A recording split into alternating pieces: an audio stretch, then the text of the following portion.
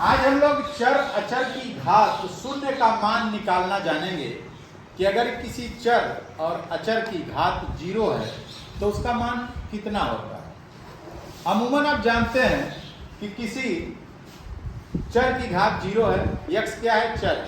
चर किसे कहते हैं? जिसका मान बदलता है। तो x का घात 0 का मान 1 होता है, लेकिन कैसे होता है उसको आज जानेंगे। x का घात 0, यहाँ x क्या है? आधार है, और 0 क्या है? घात। तो इस x घाते 0 को हम लिख सकते हैं x घाते 1 माइनस 1। एक में से घटाओ तो 0 आ जाएगा। फिर घातांक के नियम से इसको अलग करेंगे, x घाते 1 गुणे x घाते माइनस 1। अगर आधार बराबर है तो इनके घातों को चिन्ह सहित यहाँ लिख देते हैं। अगर धन होता तो धन लिख देते, ऋण है तो ऋण लिख देते। अब अगर किसी आधार का घात माइनस में है, ऋणात्मक है, तो उसको बटा में करेंगे तो ये प्लस हो जाता है। क्या हो जाता है? प्लस। प्लस लिख दे रहे हैं इसलिए समझा दे रहे हैं। 1 भी आप लिख सकते हैं। अब x घाते माइनस 1 को हमने लिख दिया 1 बटा x घाते माइनस प्लस 1।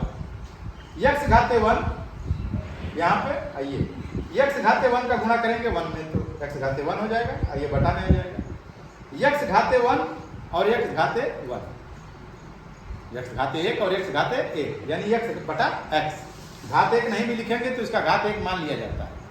अब x में x का भागा देंगे, क्या बढ़ जाएगा? 1 बढ़ जाएगा। तो मान आ गया कि नहीं? तो x घाते 0 बराबर कितना आ गया? और ये क्या है? चर है।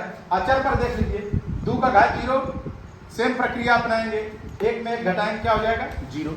2 घाते 1, 2 घाते माइनस 1। आधार बराबर है इसलिए इसको चिन्ह सहित यहाँ क्या करते हैं? जोड़ देते हैं, घटा देते हैं। ठीक। अब 2 घाते 1, ये माइनस में इसको बटा में करेंगे तो प्लस हो जाएगा।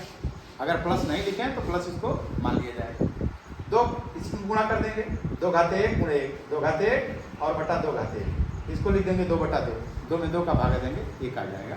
तो 2 के घात 0 का मान कितना आ गया? 1 आ गया। तो ये प्रूफ हो गया कि किसी भी चर या अचर का घात 0 होता है तो इसका मान कितना होता है? 1 होता है। प्रूफ हो गया ना? चलिए इसको पढ़ लीजिए। ठीक।